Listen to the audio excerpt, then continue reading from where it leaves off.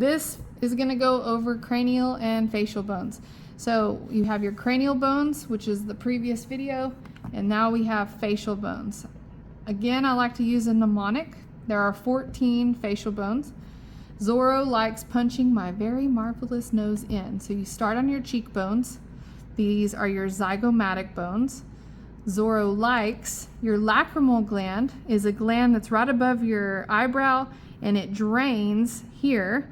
And where this hole is, that is your lacrimal bone. So ethmoid is in the back, which is a cranial bone, and where the hole is your lacrimal bone.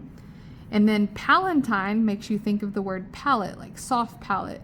Now there is part of the palatine that goes into the eye, but the primary area where we focus on the palatine is in the back portion of your mouth. Not where the teeth are, but in the very back, that's the palatine.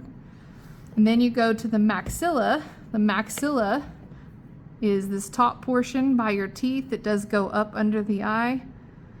Then you have your vomer, which is the very tip where your cartilage attaches.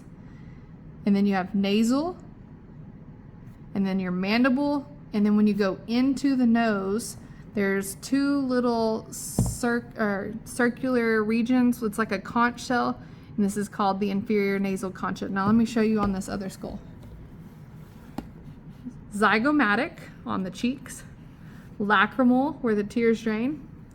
You turn it over. Palatine, it's the back section. Maxilla is where the teeth is. Vomer, your mandible. All of this is your mandible. Your nasal, which is your nasal bridge. And when you go into the nose, you have your inferior nasal concha. Inferior means below, so you're going to go to this one right below. This would be the superior nasal concha, but we're focusing on the inferior nasal concha.